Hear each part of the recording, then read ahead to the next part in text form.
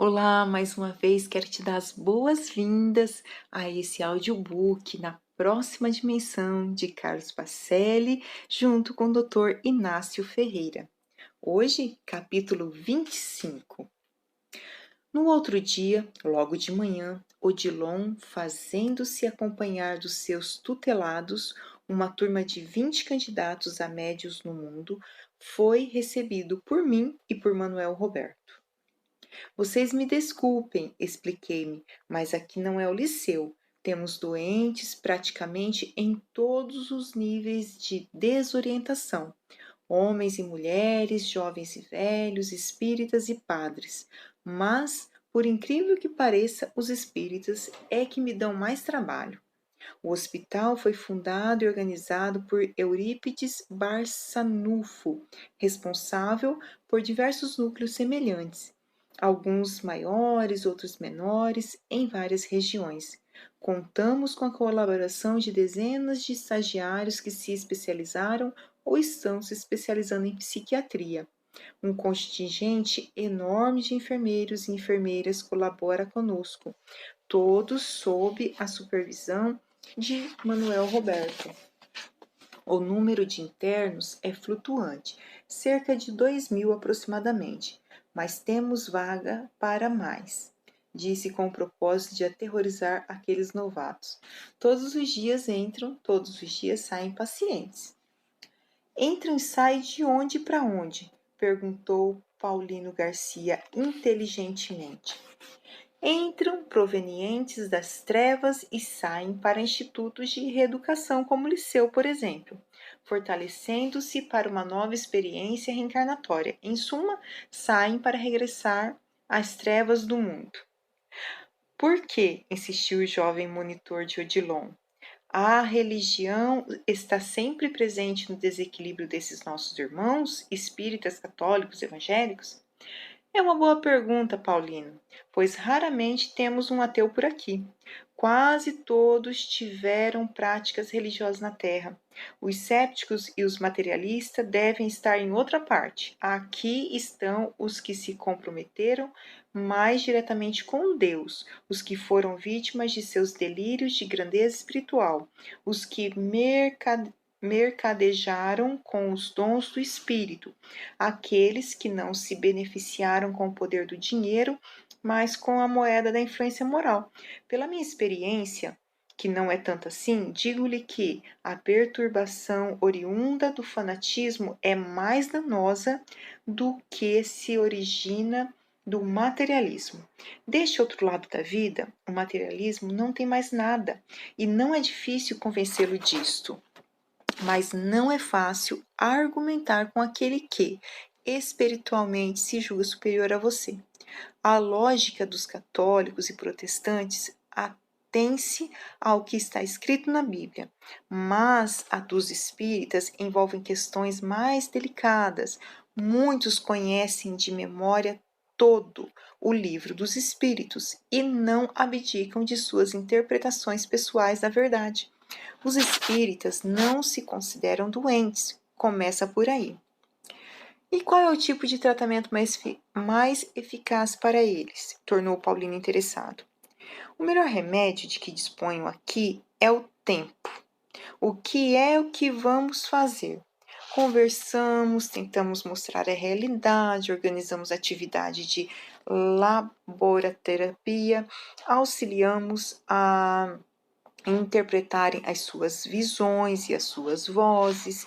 Quando possível, ensaiamos algum tipo de regressão de memória, efetuamos periódicas excursões às regiões de maior sofrimento.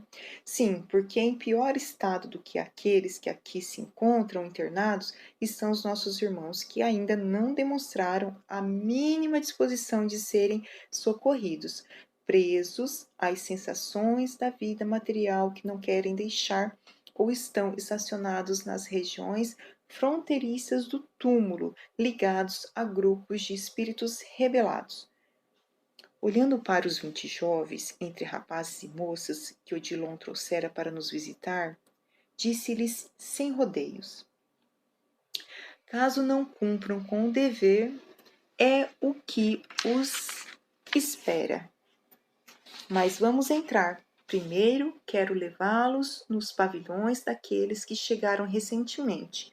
Não se assustem, são seres humanos.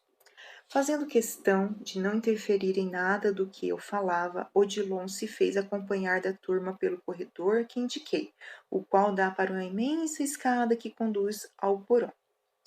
Aqui não temos elevadores, expliquei. É para que tenhamos suficiente tempo de refletir enquanto descemos ou subimos. O andar inferior é dividido em duas alas, uma com vários e amplos dormitórios onde ficam os que conseguem conviver pacificamente, e outra constituída de quartos menores que albergam um menor número de espíritos enfermos. Os jovens, aos quais evidentemente eu não queria assustar, não estavam habituados àquelas visões. Sem dúvida, é grande a diferença entre um hospital de dementados e uma escola. Assim que começamos a percorrer o extenso corredor, fracamente iluminado, os nossos irmãos provenientes das regiões de sofrimento nas trevas sequer suportam a presença de luz artificial mais intensa. Os pupilos de Odilon arregalaram os olhos, registrando gritos e gemidos que soavam sem eco. Não se preocupem, disse-lhes, com o que vocês irão ver e ouvir. A mente, quando perde o controle sobre si mesma, provoca aberrações no corpo espiritual. Os nossos pensamentos exteriorizam o que somos. Muitos, talvez a maioria, aqui se encontram inconscientes de sua situação. Foram todos médiums? Indagou-me uma jovem de nome Thais, com a qual eu logo simpatizei. Filha, respondi, foram e ainda o são. Você sabe, ninguém perde o que adquiriu. Mormente, quando se trata daquilo que resulta do esforço evolutivo, os nossos irmãos aqui internados não souberam lidar com as próprias percepções, não souberam e não quiseram aprender. Creia que não lhes faltou oportunidade, que lavrador lança semente à terra e depois a abandona às circunstâncias. Os equívocos que cometeram no mundo não são ocasionados pelo nosso absoluto desconhecimento das leis, e sim pela nossa indiferença e descaso. Conforme vocês devem ter se conscientizado no liceu, médium não é somente quem se encontra vinculado ao espiritismo. O simples ato de orar nos coloca em comunhão com forças que transcendem as nossas emoções imediatas, ou seja, onde quer que estejamos, independente da crença religiosa que adotemos, estamos em permanente contato com os seres encarnados e desencarnados. A mediunidade, através do intercâmbio com o além, acontece de múltiplas formas diferentes e não se circunscreve ao âmbito da doutrina. Mas, voltou Thais a questionar, o número mais expressivo aqui é de médiuns espíritas? Sem dúvida, concordei.